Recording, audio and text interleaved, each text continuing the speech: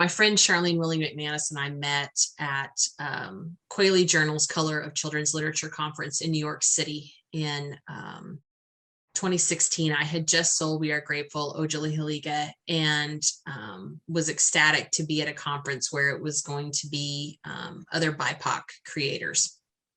So there were 7 of us Native writers there that day, and we went to lunch, and Charlene was telling me about this book. And immediately I just got chills. And I said, Charlene, you have to finish this book and it has to be out in the world, because we have nothing for young people and really for adults that talks about termination and relocation in a way that's not like an academic textbook.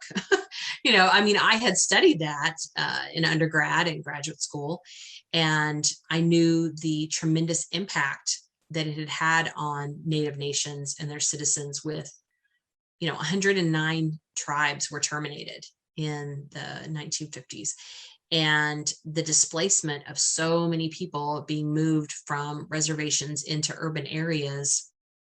You're talking hundreds of thousands of people.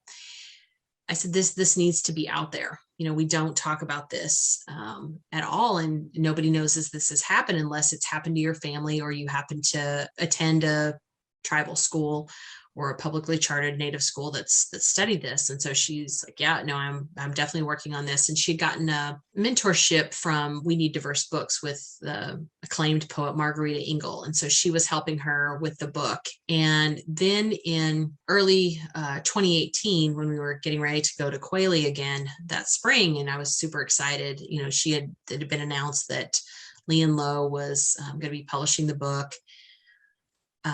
We were planning to get together, and then she emails me and she said, my cancer has returned and I'm not feeling well. I don't know that I'll be able to finish the revisions for this book and get it ready for publication. Would you be able to finish it for me? I've talked to my editor at Lian Lo. And I was like, whoa. Like, you're going to get better. Everything's gonna be fine. She's like, but if I don't, will you finish it for me? Charlene died very quickly after that initial conversation, less than 2 months later. She was just one of those people that she walked into a room and she lit it up. I mean, she just was the brightest, most beautiful, cheerful soul.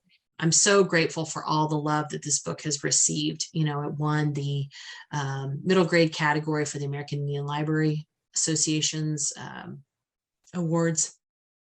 It's been on many state lists. Global Read Aloud, it was picked as the upper elementary selection in 2020.